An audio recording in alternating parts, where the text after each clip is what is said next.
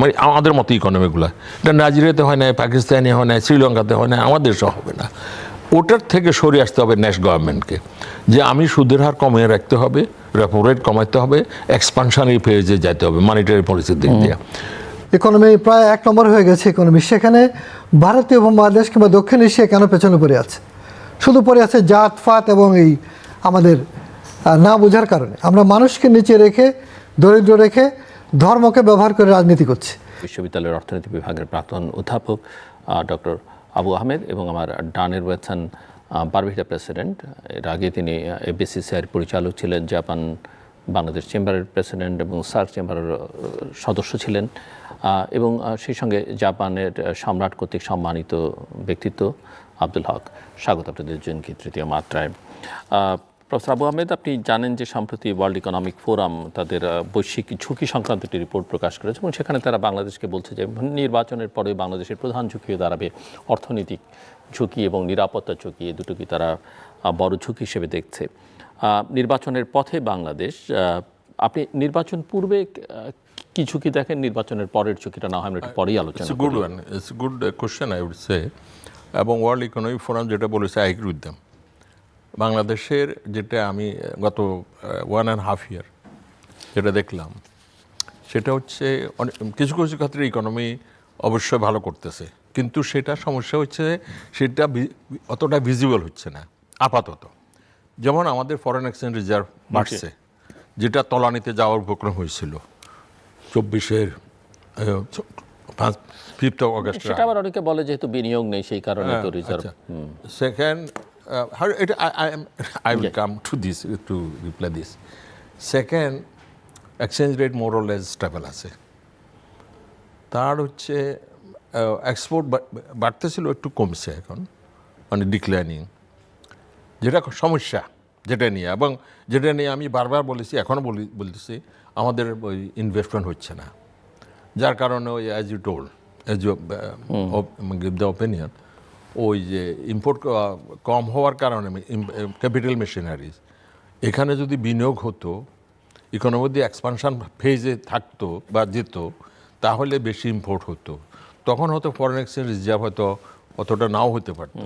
But আমি মনে করি যেটা আগে হতো, মানে সিফনিং হয়েছে, মানে অর্থ পাচার হয়েছে হাজার হাজার কোটি টাকাতে, এবং ফরেন এক্সচেঞ্জে হয়েছে, তো সেগুলো থেকে সেগুলো একটা ওয়ান অফ দ্য ফ্যাক্টরস যে আমাদের ফরেন এক্সচেঞ্জ যা বাড়লো এক্ষেত্রে। শুধু যে বিনিয়োগ কমার কারণে বাড়ছে তা না, ওটাও একটা মেন রিজন। আরেকটা হচ্ছে যে বিদেশিদের কিন্তু ততটা বিনিয়োগ হচ্ছে না, সুতরাং ওই সোর্স থেকে আমাদের ফরেন এক্সচেঞ্জ রিজার্ভ বাড়ছে এটা বলা যাবে না, বরং আমাদের রিমিটেন্স এবং আমাদের এক্সপোর্ট ওটার সাথে হয়তো ডাউন ট্রেন্ড ছিল ওই যে ইম্পোর্ট। এটা আমি আশাবাদী লোক। এটা ইলেকশন যদি মানে খুব ভালো একটা ইলেকশনে আমরা যদি অর্জন করতে পারি, যারাই ক্ষমতা আসুক তাদেরকে এটা ফেস করতে হবে ইকোনমিক চ্যালেঞ্জ। কারণ হচ্ছে বিনিয়োগ সাথে এমপ্লয়মেন্ট বাড়বে না, যেটা গত 2 বছর যাবৎ কিছুটা সংকুচিত হয়েছে, এবং সেটার রেজাল্ট হচ্ছে যে এক্সপোর্টের যে কেন আমাদের ডিক্লাইনের দিকে যাচ্ছে। কারণ হচ্ছে ব্যবসায়ীরা যদি এটা আরও একটা কারণ আছে যেটা আমি খুব বলতে চাচ্ছি, আমার বলা উচিত, সেটা হচ্ছে দুটা জিনিস।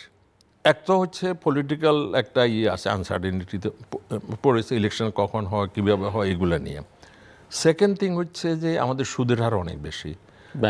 হ্যাঁ, এই যে সুদের হার, মানে রেপো রেট, পলিসি রেট যেটাকে বলে, আমার কাছে আমি যতটা আছে 15 বছরের মধ্যে এটা হাইস্ট, এবং সুদের হার বেশি। সুদের হার একসময় আরও বেশি ছিল অন্য রিজিমের সময়, কিন্তু সেটার থেকে আমরা সুদের হার কম ছিল, ইনভেস্টমেন্ট বাড়তেছিল, রেপো রেট কম ছিল, সহনীয় মাত্রা। এখন IMF-এর ফ্রেমওয়ার্ক হোক, যাই হোক, আমরা কতদিনে $4 বিলিয়ন প্লাস মনে হয় আমরা ঋণ নিয়েছি, সেটার হয়তো কন্ডিশনালিটি এটা আছে। But I don't see that way যে ইনফ্লেশন মানে নিয়ন্ত্রণ করার জন্য শুধু সুদের হার বাড়িয়ে এটা হয় না, কোনো দেশে হয় না, মানে আমাদের মতো ইকোনমিগুলো। এটা নাইজেরিয়াতে হয় না, পাকিস্তানে হয় না, শ্রীলঙ্কাতে হয় না, আমাদের দেশে হবে না। ওটার থেকে সরে আসতে হবে ন্যাশ গভর্নমেন্টকে, যে আমি সুদের হার কমিয়ে রাখতে হবে, রেপো রেট কমাতে হবে, এক্সপানশনারি ফেজে যেতে হবে মনিটারি পলিসির দিক দিয়ে। এবং যদি সাপ্লাইটা বাড়ে, সাপ্লাই বাড়লে হবে কি, ট্যাক্স কালেকশনও বাড়বে, এমপ্লয়মেন্টও বাড়বে, ব্যবসায়ীরা উজ্জীবিত হবে, এক্সপোর্টও বাড়বে। ওই সাপ্লাই বৃদ্ধি করে আমাদেরকে ইনফ্লেশনটাকে কন্টেন করতে হবে, ওই পথে আমাদেরকে যেতে হবে। আমার কাছে মনে হয় বাংলাদেশ ব্যাংক বর্তমানে যে পলিসিটা নিয়েছে ওটা অতটা জুৎসই কোনো কিছু না। এটা টোটালি IMF-এর ওই যে ওদের লিটারেচার এগুলো আছে, তারা যেখানে যায় এইটাই বলবে, সুদের হার বাড়াও, ডিমান্ডকে কমাই দাও, ডিমান্ড কমলে তো অটোমেটিক্যালি ওই যে কমে আর কি, মূল্য কমবে, তো মূল্যস্ফীতি। এটা আমাদের জন্য ঠিক না, কারণ এতে হচ্ছে কি আনএমপ্লয়মেন্ট বাড়তেছে, সরবরাহ ঘাটতি দেখা দিচ্ছে। তো এটা তো হচ্ছে নিজের পায়ে কুড়াল মারার মতো, এটা ঠিক হচ্ছে না। তো ওটার থেকে আশা করি নেক্সট গভর্নমেন্ট, ইলেক্টেড গভর্নমেন্ট সরিয়ে আসবে, এটা তাদের জন্য বড় চ্যালেঞ্জ। আরেকটা চ্যালেঞ্জের কথা বলতে চাইছি, এই দেশে আমরা কেন ইকোনমিক গ্রোথ কাঙ্ক্ষিত মাত্রা অর্জন করতে সক্ষম হচ্ছি না। এখন না ধরে নিলাম গত ১.৫ বছর আমাদের জন্য একটা সময় গেল, কিন্তু নর্মাল টাইমও কর্পোরেট ইনকাম ট্যাক্স অনেক বেশি, ভ্যালু অ্যাডেড ট্যাক্স আছে। Corporate income tax one of the highest in this reasons. এই রিজনে Laos, Cambodia, Sri Lanka, Pakistan, India, এই ভিয়েতনাম, এদের তুলনায় আমাদের কর্পোরেট ইনকাম ট্যাক্স অনেক বেশি। বিদেশিরা আরেকটা জিনিস বিদেশিরা খুব অপছন্দ করে, এবং আমি আই এগ্রি উইথ দেম, সেটা হচ্ছে আপনার এখানে ডিসপিউট সেটেলমেন্টে এত দেরি হবে কেন? এই 4-5 এই যে সেদিন গ্রামীণ ফোনের সিও ইয়াসের আজমান সে একটা ইন্টারভিউ দিয়েছিল, সেখানে এই কথাটা বলেছে যে আমরা যখন থেকে ব্যবসা করতেছি তখন থেকে কিছু ইস্যু নিয়ে, ট্যাক্স রিলেটেড ইস্যু নিয়ে আমাদের সঙ্গে ওই আছে, ডিসপিউট আছে, সেটা কোর্ট প্রাঙ্গণ, out of the court arbitration কোনোভাবে সলভ হচ্ছে না। এবং ওটার উপর যেহেতু বাংলাদেশ সরকার বা ন্যাশনাল বোর্ড অফ রেভিনিউ টাকা পাবে, ট্যাক্স পাবে বলতেছে, সেটা কম্পাউন্ডিং হচ্ছে যে সুদ হিসাবে। তো এটা তো কোনো বিদেশি কেন এটা পছন্দ করবে না, এটা নাইদার আমাদের মানে ডোমেস্টিক ইনভেস্টাররা পছন্দ করবে না। সুখের কথা, আমি সরকারকে ধন্যবাদ দিব, রিসেন্টলি ওই কমার্শিয়াল কোর্ট একটা নতুন অধ্যাদেশ জারি হয়েছে, ওটাতে টাইম ফ্রেমও দেওয়া আছে, ওটাতে কীভাবে সেটেলমেন্ট হবে সময়টা বেঁধে দেওয়া হয়েছে। আশা করি ওটা ফাংশনাল হবে। ফাংশনাল হলে যদি বিদেশিরা দেখে তাহলে তারা আসবে। ট্যাক্স রেট, তারপরে হচ্ছে যে ডিসপিউট সেটেলমেন্ট, এইটা বিদেশিদের জন্য দিয়ে দুটো ইস্যু ইম্পর্টেন্ট, খুব ইম্পর্টেন্ট। আমার ডোমেস্টিক ইনভেস্টারদের জন্য সুদের হারটা খুব ইম্পর্টেন্ট।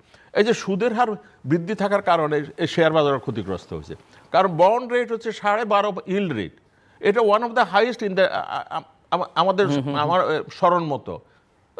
তো ওইখানে তো অর্থ সুবিধা মতো এই যে 5টা ব্যাংক হলো না, সেখানে সরকার দিয়েছে প্রায় 30,000 কোটি টাকা, ওগুলো হয়তো ডিপোজিটার্স ইন্টারেস্টকে রক্ষা করার জন্য দিয়েছে। এটা ভালো প্রোগ্রাম, ভালো উদ্যোগ নিয়েছে। কিন্তু সেখান থেকে যে অর্থ অন্য ছোটো ছোটো ব্যাংক থেকে ওগুলো যাচ্ছে ওই বড় বড় ব্যাংকের কাছে, তারা বসে ওই যে যেহেতু ডিমান্ড ফর ক্রেডিট নাই, মানে কমে গেছে প্রাইভেট সেক্টরে, তারা ওই যে ট্রেজারি বন্ড কিনতেছে। এটা তো ভালো কিছু না, এটা হচ্ছে এক হাতের থেকে টাকা আরেক হাতে আর সহজে বসে ব্যবসা করতেছে, ওইটা ল্যান্ডিং হচ্ছে না। এইটার ক্ষতিটা হচ্ছে শেয়ার বাজারে। এই যে শেয়ার বাজার দীর্ঘদিন যাবত এই ইদানিং হয়তো একটু মুভ করতেছে, কারণ ওইটা অনেক মানে ইন টোটালিটি ক্যাপিটাল মার্কেট তো বাংলাদেশে অধিকাংশ সময় মুভ করে না, মাঝে মাঝে মুভ করে কিন্তু আবার থমকে যায়। আবার থমকে যায়, ওটা কারণ আছে ইকোনমির সঙ্গে এটা সংযুক্ত। যদি আমাদের ক্ষুদ্র বিনিয়োগকারীরা ওইভাবে দেখে না, সুদের হারের সঙ্গে এটা জড়িত।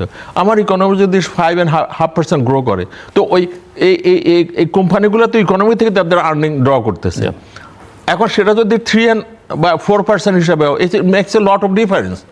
ওই জন্য ইকোনমি দেখতে হবে, সুদের হার দেখতে হবে, আমাদের এক্সপোর্টের গ্রোথ দেখতে হবে, রিজার্ভের পজিশন দেখতে হবে, এক্সচেঞ্জ রেটের ভোলাটিলিটি বা স্থায়ী স্টেবিলিটি ওটা দেখতে হবে। সব কিছু মিলিয়ে কনফিডেন্সের ব্যাপার। আমি আশা করি যে সরকার সামনে আসবে, ইলেক্টেড গভর্নমেন্ট, তারা ব্যবসায়ীদের মতামতকে কনফিডেন্সে নেবে এবং এই ইস্যুগুলো অ্যাড্রেস অবশ্যই করতে হবে। আমি একটা কথা বলি, অনেকগুলো মিটিং হয়েছে, একটাতে আমিও ছিলাম, এই মিনিস্ট্রি অফ ফাইন্যান্সে, আমাদের ফাইন্যান্স অ্যাডভাইজার মহোদয় এটাকে সভাপতিত্ব করেছে। মেসেজ ওয়াজ গিভেন যে ভালো কোম্পানিগুলো তোমরা আসো, অনলি 5% অফলোড করে আইপিওতে, কিন্তু তারা হেজিটেন্ট। এবং আমি এখন ধরেই নিচ্ছি তারা এই সময় আর আসবেও না। কিন্তু নেক্সট নেক্সট গভর্নমেন্টকে এটা অ্যাড্রেস করতে হবে। কোম্পানিগুলো আইডেন্টিফাই করা হয়েছে, মাল্টিনেশনাল কোম্পানিগুলো, লোকাল কোম্পানিগুলো, সরকারের মালিকানাধীন এগুলো কোম্পানিগুলো। এখন আইডেন্টিফাই করলে তো হবে না, যাদের হাতে মানে যারা এটাকে লিস্টিংয়ের দিকে নিয়ে যাবে তারা তো মুভ করতে হবে। ওইখানে দেখলাম প্রচণ্ড রিলাক্টেন্স, কিন্তু পলিটিক্যাল গভর্নমেন্ট আসলে তাদের দায়বদ্ধতা অনেক বেশি। আমি একটা কথা বলতে চাইছি এখানে, হয়তো আরও বলবো, এটা ইকোনমিতে যদি রেজাল্ট না দেখাতে পারে ওই ইলেকটেড গভর্নমেন্টও আনপপুলার হতে 6 মাসে বেশি লাগবে না। ইকোনমিতে রেজাল্ট দেখাতে হবে, কারণ ওটা বলতে হবে আমার এই সময় ইনভেস্টমেন্ট বাড়ছে, এমপ্লয়মেন্ট বাড়ছে, ফরেন রিজার্ভ বাড়তেছে, আমার এক্সপোর্ট বাড়তেছে, ব্যবসার দিকে আমি কনফিডেন্সে নিয়েছি, শেয়ার বাজার ভালো হচ্ছে, শেয়ার বাজার নতুন কোম্পানি লিস্টিং আসতেছে, এবং যেগুলো কোম্পানি আইডেন্টিফাই করা হচ্ছে including multinational, Unilever, Nestle, ALICO, Standard Chartered, এগুলো আসতেছে, লিস্টিংয়ে আসতেছে, তখন মানুষ বলবে যে না, things are moving in the positive way. তা না হলে হবে কি, আমার কাছে মনে হয় না এই দারিদ্রতা যদি কিছুটা বেড়েছে, এটা যদি ওইখানে থাকে, খোদা না করে যদি মানে খোদা না করে না বাড়ক, কিন্তু ওটাও একটা ডিসক্রেডিট হবে ওই সরকারের জন্য। সরকার শুধু কথা বলি জনগণকে পেসিফাই করতে পারবে না, রেজাল্ট দেখে। বিফোর অ্যান্ড আফটার ইলেকশন কি ধরনের ঝুঁকি আপনি দেখেন? ওয়ার্ল্ড ইকোনমিক ফোরাম দুটো বড় ঝুঁকি বাংলাদেশের জন্য দেখছে, একটা নিরাপত্তা ঝুঁকি আর একটা হচ্ছে অর্থনৈতিক ঝুঁকি। আপনাকে অনেক ধন্যবাদ। শুধু দর্শক শ্রোতাদের সালাম ও আদাব জানাচ্ছি। অ্যাকচুয়ালি নির্বাচনের পরে সবাই তাকিয়ে আছে ওদিকে। ওয়ার্ল্ড ইকোনমিক ফোরাম যে প্রশ্নটা করেছে, সেটা দুদিন আগে আমি একটা সবজি বিক্রেতা তাকে জিজ্ঞেস করলাম, কেমন অবস্থা ভাই?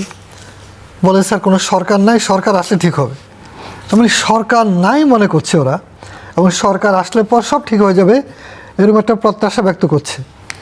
অতএব নতুন সরকারের প্রতি আমি মনে করি প্রত্যাশা তো আকাশ সমান বলতে পারেন, কিন্তু চ্যালেঞ্জ যেগুলো আছে সেই চ্যালেঞ্জগুলো কিন্তু খুব সহজ ব্যাপার না। কারণ যে ভয়াবহ রকমের দুর্নীতি এবং দুর্বৃত্তায়ন হয়েছে, ইনস্টিটিউশনগুলোকে ডিমিনিশ করে দেওয়া হয়েছে, প্রতিষ্ঠানগুলো, সেটা বিচার বিভাগ থেকে শুরু করে পুলিশ, সামরিক বাহিনী, ব্যবসা প্রতিষ্ঠান। আমার ফেডারেশন চেম্বারে 1.5 বছর ধরে কোনো কমিটি নাই। এমনকি ব্যবসা বাণিজ্য, ব্যাংকগুলোকে, বিশেষ করে ব্যাংক সেক্টর বাংলাদেশে একটা পর্যায়ে ছিল, সে তো টোটালি এমনভাবে ধ্বংস করেছে যেটা ইতিহাসে নজিরবিহীন। শুধু যে অর্থ পাচার হয়েছে তা না, তার মোরাল। আর ব্যাংকিং সেক্টর, আজকে একজন সিনিয়র ব্যাংকিং অফিসিয়াল বলতেছিল যে ভাই একসময় আমাদের সার্ভিসে খুব মর্যাদা ছিল, কিন্তু এখন সেটাও নয়, কেউ রেসপেক্ট করে না। অতএব এই যে ব্যাপারগুলো ঘটেছে, এগুলো তো আপনি রাতারাতি ঠিক হতে পারে না। আপনি মানুষের আয় বাড়াতে হবে সবচেয়ে নাম্বার 1, যেটা যে কোনো মানুষ মনে করে আয়টা অনেক কমে গিয়েছে, আয় বাড়াতে হবে। এখন যে পুঁজি বাজারে নাই, সে পুঁজিটা হলো পাচার হয়ে গেছে, এবং অনেক টাকা আছে যাদের কাছে, যারা ইজি ইনকাম করেছে, যারা এখন ভয় পালিয়ে আছে, তারা এই টাকাগুলো সব বালিশের নিচে, সিন্ধুকে কিংবা লুকিয়ে রেখেছে, তারা কিন্তু বাজারে টাকাটা ছাড়ছে না।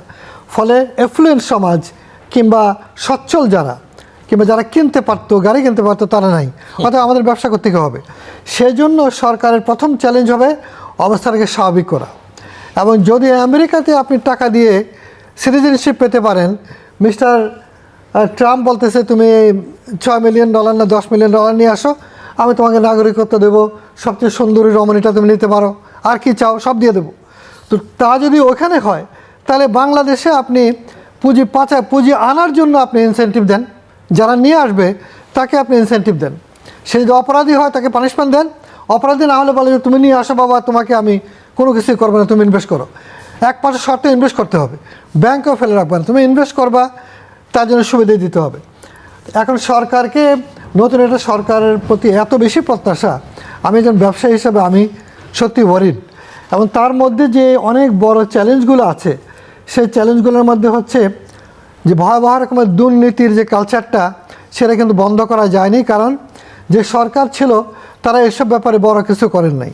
এমনকি একটা মানুষকেও দুর্নীতির কারণে ধরে পানিশমেন্ট দেওয়া, তার সম্পত্তি ক্রোক করা, এই কথার কোনো নজির এখানে নাই। যে একটা বিপ্লবী সরকার হলে হাজার হাজার লোককে হয়তো মৃত্যুদণ্ডের মতো অপরাধ তারা করেছে। অতএব সরকার তো বিপ্লবী সরকার না, সরকার একটা এনজিও সরকার। এবং মানুষ মনে করছে সরকারই নাই দেশে, এরকম একটা মানুষের মনে, যার জন্য তারা খুব শঙ্কিত এবং তারা কোনো কিছুতে এগিয়ে আসছে না। কিন্তু এই সরকার তো অনেকগুলো ভালো কাজ করেছে। ব্যাংকিং সেক্টরের যে অবস্থা ছিল, আপনি টোটাল ডলারের দাম যেভাবে বাড়ছিল সেটাকে তারা নিয়ন্ত্রণ করতে পেরেছে। ব্যাংকের রিজার্ভ অনেক বেড়েছে। এই অবস্থা থাকলে হয়তো আমি মনে করি আরও 1 বছর পরে রিজার্ভ হয়তো $50 বিলিয়ন হয়ে যেতে পারে। কিন্তু এটাই কি শেষ কথা? এটা শেষ কথা না। এখন সার্বিকভাবে আইনের শাসন, 40% পুলিশ পলাতক যারা কোনো না কোনোভাবে অপরাধের হাতে জড়িত ছিল। ঠিক একইভাবে প্রশাসনগুলোতে যে অপরাধীরা আছে, যারা অনেক অর্থ সম্পদ সে তৈরি করেছে কিংবা অন্যভাবে রোজগার করেছে, তাদের কিছু করা হয়েছে? কিচ্ছু করা হয়নি। ফলে নতুন সরকারের জন্য সবচেয়ে বড় নাম্বার 1 চ্যালেঞ্জ হবে দুর্নীতিকে দমন করা, নিয়ন্ত্রণ করা, এবং তারপরে হচ্ছে প্রশাসনের সংস্কার করা। যে মাত্রা যা আমরা প্রত্যাশা করি, এমনকি আমাদের বিনিয়োগকারী, আমাদের দেশে যে লক্ষ লক্ষ বিনিয়োগকারী আছে, তারাও এই দুর্নীতির কারণে অনেক নিগৃহীত এবং কিছু করতে পারে। নতুন যে তরুণ ছেলেরা যারা একটু ক্যাপেবল, তারা দেশে থাকতেই চায় না। কেন চলে যেতে চায়? কারণ আমি তার কোনো এনভায়রনমেন্ট দিতে পারছি না। সে যেখানে যায় সেখানে গিয়ে দুর্নীতির খপ্পরে পড়তেছে, অ্যাডজাস্ট কিংবা কম্প্রোমাইজ না করলে সে কোনো ব্যবসা করতে পারছে না। অতএব তারা যারা অন্যায়ভাবে অর্থ রোজগার করছে, যদি এদেশকে বাসযোগ্য করতে হয়, শহীদদের মর্যাদা দিতে হয় এবং মাথা উঁচু করে দাঁড়াতে হয়, মানুষকে নিচে তলার মানুষকে টেনে তুলতে হয় এবং সরকারকে পালাতে না হয় আগামী 6 মাস 1 বছর পরে, তাহলে কিন্তু তাকে আইনের শাসন দিতে হবে এবং দৃশ্যমান তাকে কঠোর নিয়মতান্ত্রিকতা আনতে হবে। তারপরে তাকে পুঁজিবাদীদের যে আচরণ আমরা দেখেছি, রাজনীতি করে পুঁজিপতি হওয়া, পলিটিক্যাল ইকোনমিক্স স্যারেরা বলে, এইটাকে বন্ধ করতে হবে অবশ্যই। এবং এটা যদি বন্ধ না করা যায়, তাহলে সবাই দলে দলে গিয়ে রাজনীতিতে ঢুকতেছে, উদ্যোক্তা কিন্তু নাই। উদ্যোক্তাকে আপনি নিরাবরণ করতে হবে যে তুমি উদ্যোক্তাই হও, তোমাকে সব সুবিধা আমি উদ্যোক্তাকে দেব। ব্যবসা না করে ব্যাংকের মালিক হবে, তাহলে আমি তো 50 বছর ধরে ব্যবসা করি, আমি তো হতে পারি নাই। আমি তো অনেক সব সরকারের সময় খুব ভালো ভালো জায়গায় ছিলাম। অতএব এই জায়গাগুলো অত্যন্ত গুরুত্বপূর্ণ। একটা কথা গুরুত্বপূর্ণ আজকে স্যারের সামনে বলি, পুঁজির ব্যাপারে স্যার, পুঁজিপতিরা যে আচরণ করেছে, অলিগার্ক বলেন, দানব বলেন, লুটেরা বলেন, এটা পৃথিবীতে নজিরবিহীন। আমাদের লক্ষ লক্ষ যে দেশে তরুণরা আছে যারা ব্যবসা বাণিজ্য করতে আসবে, ক্ষুদ্র মাঝারি ব্যবসায়ীরা আছে, তারা কি শিখবে? দলে দলে গিয়ে রাজনীতিতে ঢুকে 1000 কোটি টাকার মালিক হওয়ার স্বপ্ন দেখবে, নাকি উৎপাদন করবে, ব্যবসা করবে, সৃজনশীল কোনো ইনোভেশনে যাবে? তাহলে তাকে নিরাপত্তা কে দেবে? অতএব রাষ্ট্রকে বলতে হবে, পুঁজির ব্যাপারে নতুন দর্শন দিতে হবে যে জাতীয় পুঁজির বিকাশ কীভাবে হবে।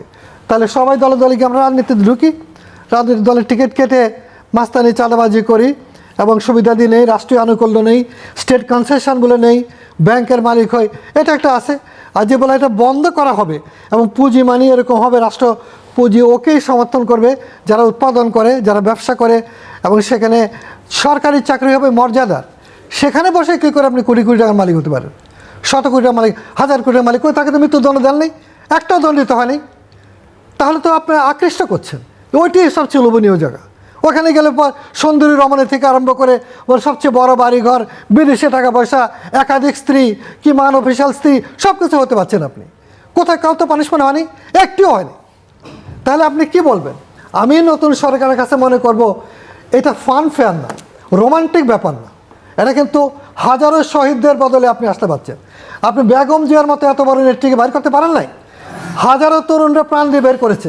You must behave, you must prepare yourself for encountering such thing.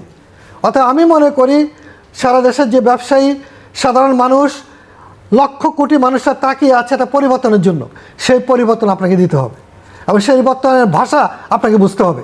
যে ভাষার জন্য তরুণরা প্রাণ দিয়ে গেল, সেই ভাষা আপনাকে দিতে হবে। সেই ভাষার জন্য আপনি কবিতা লিখবেন, আপনার কবিতা আমি শুনে পছন্দ করব। অতএব সেই শাসন আপনাকে দিতে হবে। তারপরে হলো কতগুলা গুরুত্বপূর্ণ সেক্টরের, যেটা রাজনৈতিক দলগুলোর ম্যানিফেস্টো তারা বলার চেষ্টা করেছে। পরিবহন সেক্টর ফর এক্সাম্পল, এক নারকীয় অবস্থা, এটার ব্যাপক সংস্কার দরকার।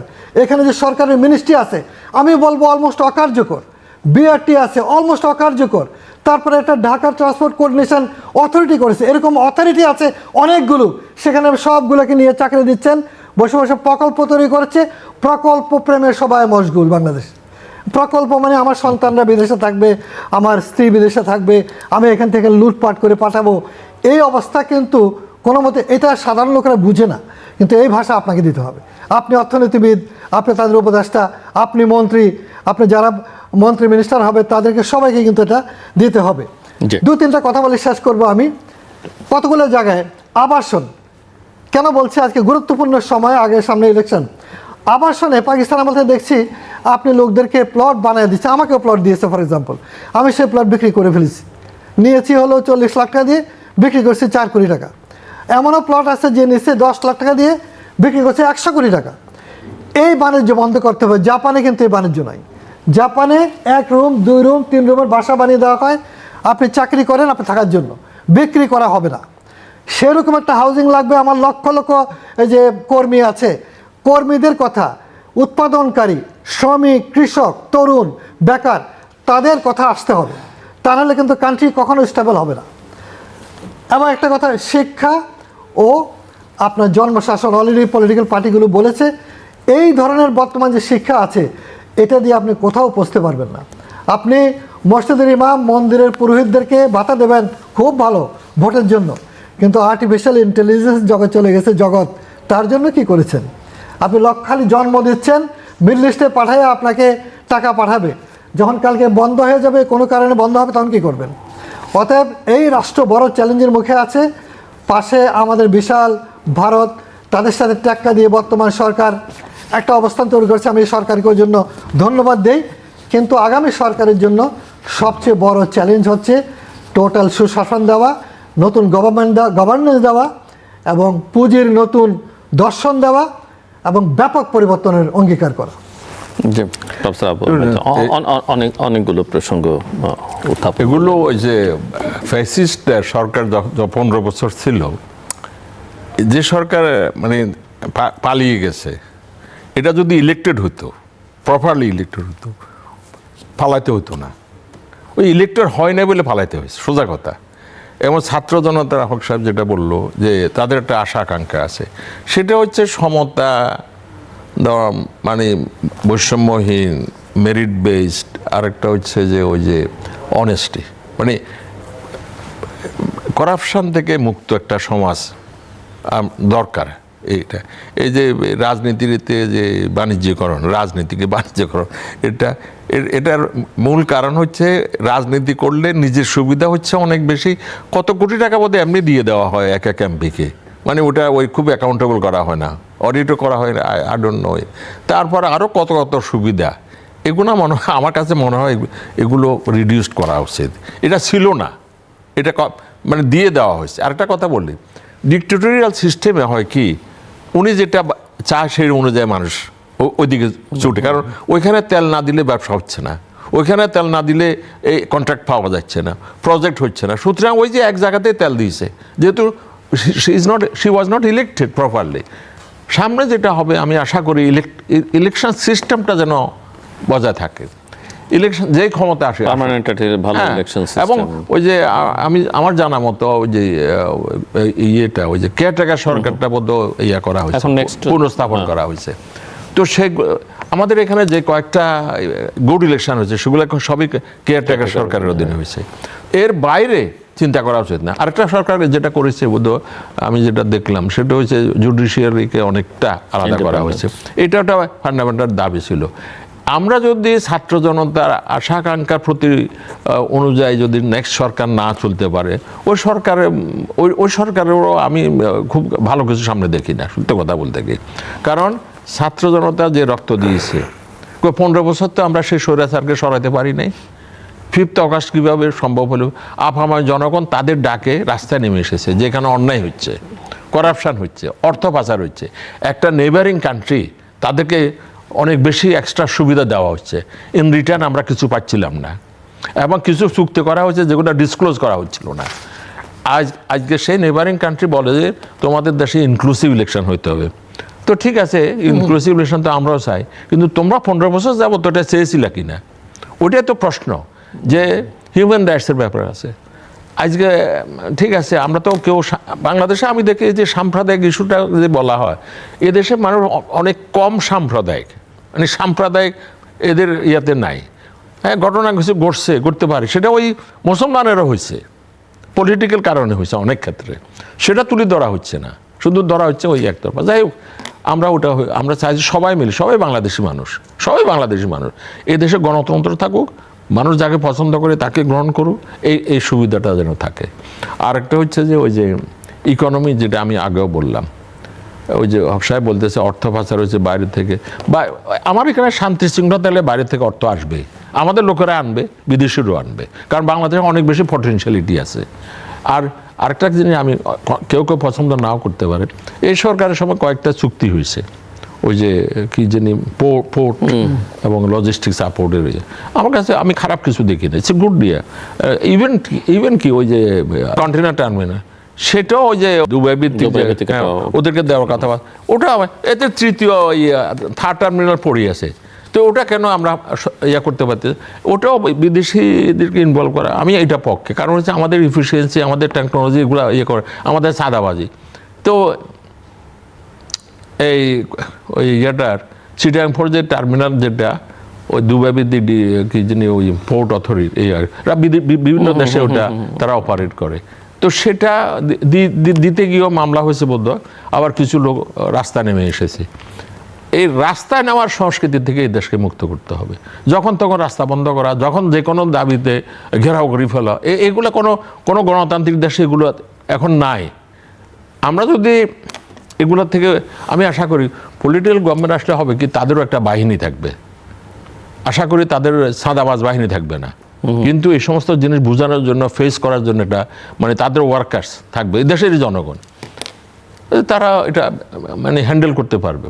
কারণ মানুষ দেখে যে তোমার দেশের রাস্তা বন্ধ করে বসিয়ে আছে, তোমার দেশের ছাত্ররা এটা করতেছে, তোমার দেশে অমুক গ্রুপ এটা করতেছে।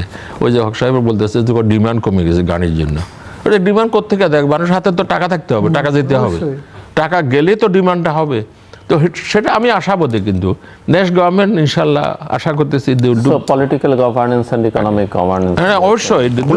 আমি একটা কথা বলি, মানুষ সিরিয়াসলি নিচ্ছে, এই যে সরকারি আসবে না কেন, আমার তো মনে হয় মিডিয়া, টেলিভিশন চ্যানেল, এটা যিনি সবাই কিন্তু রাষ্ট্রের সরকার প্রধান থাকবে, ওনারই বেশি দায়িত্ব থাকবে যে ঠিক রাখা, যেমন ভালো লোককে লুকায়িত লোককে আনা, যেটা সেটা আমাদের শহীদ প্রেসিডেন্ট জিয়াউর রহমান করাপশনের ওনার সঙ্গে আমি কোনো জানা তো সবই জানতে ক্যাবিনেটে দেখি সেই অর্থে হবে এমপি যারা ওই যে অ্যান্টি করাপশন বডি যদি টাকা যদি পুরো মাত্র যদি মানুষের মনে আইডিয়া যায় যে এখানে করাপশন করা যাবে, ওই পথে হাঁটতে হবে, সেটা কথা। ওই কনসেপ্টটা, ওই ধারণাতে মানুষের মধ্যে আসছে, এগুলোর মূল।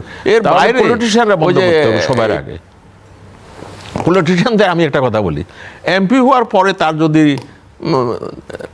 চালচলনেতে বোঝা যায় হু ইজ ডুইং হোয়াট, এটা যিনি রাষ্ট্রের সরকার প্রধান থাকবে ওনারই বেশি দায়িত্ব থাকবে যে এদেরকে ঠিক রাখা বা ভালো লোককে আনা, সৎ লোককে আনা, যেটা আমাদের শহীদ প্রেসিডেন্ট জিয়াউর রহমান করেছিলেন। ওনার সময় তো আমি কোনো অসৎ লোকের ইয়েতে ক্যাবিনেটে দেখি নাই, অথবা এমপি যারা বা যারা সিস্টেমে ছিল। এখন ওই সততাটাকে যদি পুরো মাত্র হয়তো ফেরত আনা যাবে না, তারপরেও ওই পথে হাঁটতে হবে। সোজা কথা, পরিশ্রম, অনেস্টি, এগুলোর মূল্য দিতে হবে, মেরিট, এগুলোর মূল্য। এর বাইরে ওই যে আমার খুশি মতো কিছু লোকের বসা দিলাম যে কোনোখানে, এটা ঠিক না, এটা মানুষ বুঝে। হ্যাঁ, যার কার অনেস্টি সমাজ, আমাদের সমাজটা তো ছোট, কে হার্ডওয়ার্ক করে, কে অনেস্ট। এবং শহীদ প্রেসিডেন্ট জিয়া এবং খালেদা জিয়াও, ওনার সুবিধা ছিল উনি যে ওনাকে যদি কোনো পয়েন্ট ধরিয়ে দেওয়া যেত, উনি খুব শক্ত ছিল, উনি নিজে কম্প্রোমাইজ করেন নাই। হ্যাঁ, আমি আবারও বলতেছি, আমাদের নেইবারিং কান্ট্রি নিয়ে আমাদের এখন সমস্যা হচ্ছে, তাদেরও বোঝা উচিত এখানে একটা পরিবর্তন হয়েছে, ওটাকে গ্রহণ করতে হবে তাদেরকে। এখানে ওই যে আগের মতো ওই যে আগের সরকারে যেমন ছিল ওইভাবে ওই লেন্স দিয়ে দেখলে হবে না। এখানে একটা বিরাট একটা পরিবর্তন হয়েছে, ক্যাম্পাসগুলো ইউসি ক্যাম্পাসেস, তো ওই পরিবর্তনটা তো তাদেরকে স্বীকার করে নিতে হবে। আমরা কোনো নেইবারিং কান্ট্রির প্রতি আমি তো ওই মানে বিরূপ কিছু পক্ষে না, আমাদের ট্রানজিশন হবে, আমাদের কিন্তু ইকুয়ালিটির ভিত্তিতে, সমতার ভিত্তিতে। হ্যাঁ, তাহলে তো এই যে একটা কথা হয় যে আদানি বিদ্যুৎ, এটা বোধহয় আমরা তো ওদের থেকে কিনতে বাধ্য অনেকটা, এক্সিট ক্লজ নাই। ওটা আগে কি প্রকাশ করা হয়েছিল? হয় না। অন্য অনেক দেশগুলো বাদ দিয়ে দিছে, এই যে আদানির সঙ্গে চুক্তিগুলা। তো কিন্তু আমরা পারি না, এটা এমন একটা চুক্তি আমার শোনা মতো বা আমি যতটা মিডিয়াতে দেখেছি যে ওইখান থেকে বাইর হলে আমাদের ক্ষতি হবে আরো বেশি।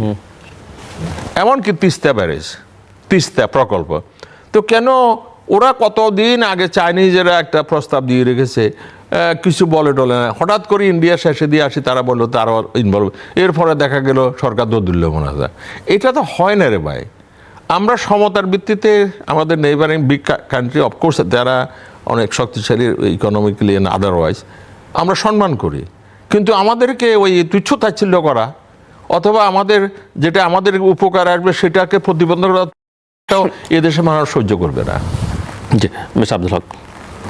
আমি স্যারের শেষ কথা দিয়ে বলি, ভারতের যে আচরণ, ভারতকে অবশ্যই বাংলাদেশের মানুষকে সম্মান করতে হবে। কারণ যদি ভারত এটা মনে করে যে তারা যা করেছিল সেটা সেরকমটাই তারা চায়, তাহলে আমি মনে করি সেটা কখনো হবে না। বাংলাদেশের মানুষ এটা মেনে নেবে না, বাংলাদেশের তরুণ সমাজ এটা কখনো মেনে নেবে না। কিন্তু তারা যা করেছে সেখান থেকে তারা যদি নিজেকে শোধরায়, তাহলে ডেফিনেটলি আমরা মনে করি দক্ষিণ এশিয়ায় একটা ইকোনমিক ইউনিয়ন হওয়ার মতো সব অবকাঠামো কিন্তু আছে। বিশাল জনগোষ্ঠী, বিশাল বাজার। যদি চীন আপনার কমিউনিজমের মাধ্যমে একটা দরিদ্র দেশ থেকে আজকে পৃথিবীর ইকোনমি প্রায় 1 নম্বর হয়ে গেছে ইকোনমি, সেখানে ভারতীয় উপমহাদেশ কিংবা দক্ষিণ এশিয়া কেন পেছনে পড়ে আছে? শুধু পড়ে আছে জাতপাত এবং এই আমাদের না বোঝার কারণে। আমরা মানুষকে নিচে রেখে, দরিদ্র রেখে, ধর্মকে ব্যবহার করে রাজনীতি করছি। অতএব এই জায়গা থেকে বের হওয়া, যেটা প্রেসিডেন্ট জিয়ার সময় যে সার্ক চিন্তা করা হয়েছিল, সেখান থেকে এগুলো আসছিল। কিন্তু ভারত এই আধিপত্যবাদী চিন্তা থেকে তাদেরকে বেরোতে হবে। তারা পাশের তাদের হিন্দু রাষ্ট্র নেপালের সাথে তাদের সম্পর্ক ভালো না, মালদ্বীপের মতো ছোট্ট একটা দেশ, সেখানে তারা টিকতে পারেনি, শ্রীলঙ্কার সাথে তাদের। ফলে দেখতে হবে তাদের সমস্যাটা কোথায়। আমরা বাংলাদেশিরা, বাঙালিরা আমি মনে করি অনেক টলারেন্ট, এবং বাংলাদেশ যেহেতু একটা মুক্তিযুদ্ধের মাধ্যমে ভারত সেটা দাবি করে, তারা সরাসরি যুদ্ধ করেছে, তাদের স্বার্থে করেছে, আমরা তারপরে তাদের কাছে কৃতজ্ঞ। কিন্তু বাংলাদেশের মানুষ যদি ওই মুক্তিযুদ্ধে সামিল না হতো, তাহলে কিন্তু কোনোদিন পাকিস্তানে এভাবে পতন হতো না, এটা অন্যরকম হতে পারত। অতএব বাংলাদেশের মানুষ স্বাধীন চেতা, এবং একটা গণতান্ত্রিক নির্বাচনের ভোটের ফলাফল নিয়েই কিন্তু বাংলাদেশ স্বাধীন হয়েছে। 70 নির্বাচনে যদি পাকিস্তান বিট্রে না করতো, তাহলে কিন্তু কোনোদিনই ভুট্টো ইয়াহিয়া খানের এই ষড়যন্ত্র না হলে পাকিস্তান তো ভাঙতো না কখনো। শেখ সাহেব তো পাকিস্তান ভাঙতে চান নাই, লাস্ট মোমেন্ট পর্যন্ত চান নাই। এমনকি তিনি পাকিস্তানে আত্মসমর্পণ করেছেন, তিনি ভারতে যান নাই, প্রমাণিত তিনি জাতীয়তাবাদী মানুষ ছিলেন। এবং সেটা আমরা ইতিহাসে সবাইকে সবার স্থান দিতে হবে আমি মনে করি। শেরে বাংলাকে ফজলকে অবজ্ঞা করা হয়েছে, তো তার মতো মাপের একটা নেতাওকে দেশে জন্মাইছে, যিনি ভারতীয় আমলে, ব্রিটিশ আমলে নির্বাচিত হয়ে প্রধানমন্ত্রী হয়েছিলেন অবিভক্ত বাংলার, এবং কলকাতার মেয়র হয়েছিলেন। অতএব আমার মনে হয় জিয়াউর রহমান সাহেব, তার যে ব্যক্তিগত ইন্টিগ্রিটি, সততা অসাধারণ। তিনি একজন মুক্তিযুদ্ধের সময় আমাদের স্বাধীনতার ঘোষক হিসাবে তিনি যে কাজ করেছিলেন, সে তো কেউ নিতে পারবে না। অতএব ইতিহাসের জায়গাটা ঠিক রেখে আগামী প্রজন্মের জন্য বাংলাদেশকে নতুন করে এগোতে হবে, এটাই আমাদের তরুণ প্রজন্মের আকাঙ্ক্ষা। বাংলাদেশ যাতে লিভেবল হয়, বাসযোগ্য জায়গা হয়, বিচার হয়, বিচারের সংস্কৃতি হয়। এবং এই যে আমাদের হাদি যে কথাগুলো বলেছে, হাদির কথা মানুষ, হাদির জন্য দেখেন লক্ষ লক্ষ মানুষ এসে তাকে সম্মান জানিয়েছে। কেন? বুঝতে হবে শাসকদেরকে, হাদি এটা তরুণ। আমি কিন্তু এর আগে মনোযোগ দিয়ে শুনি নাই, কিন্তু তার মরে যাওয়ার পরে তার কথাগুলো শুনেছি, কি সাংঘাতিক কথা। ইনসাফের কথা বলেছে হাদি। তো ইনসাফের সমাজই তো সবাই চাচ্ছে, এবং সেটা আমরা 71 সাল থেকে চেয়ে আসতেছি, পাকিস্তান আমল থেকে চেয়ে আসতেছি, কিন্তু আমরা সেটা করতে পারি নাই। রাজনীতিতে যে ভয়ঙ্কর রকমের দুর্নীতি, দুর্বৃত্তায়ন, এবং এই যে শাসকের প্রশাসনের মধ্যে, বিচার বিভাগের মধ্যে, পুলিশের মধ্যে যেভাবে একটা প্রতিযোগিতা দিয়ে কোটিপতি হওয়া, যে নজির একটা মুক্তিযুদ্ধ করা দেশে, এটা আপনি কিভাবে এটাকে আপনি করবেন? যদি এখানে কোনো বিপ্লবী পার্টি থাকতো, তাহলে তো বহু হাজার হাজার লোকের কিন্তু মৃত্যুদণ্ড হতো, বিচার হতো, এবং বৈপ্লবিক পরিবর্তন হতো। এখন বিপ্লবী পরিবর্তন হয় নাই, যেহেতু বিপ্লবী পার্টি নাই। বিএনপি কোনো বিপ্লবী পার্টি না, জামাত কোনো বিপ্লবী পার্টি না, সেই অর্থে তরুণদের কোনো বিপ্লবী দল ছিল না। মানুষ বেরিয়ে আসছে, গণ অভ্যুত্থানের মাধ্যমে সরকার পালিয়ে গেছে, কিন্তু সেখানে তার জায়গায় কিন্তু কোনো বিপ্লবী সরকার আসে নাই। ফলে আমাদের এখন একটা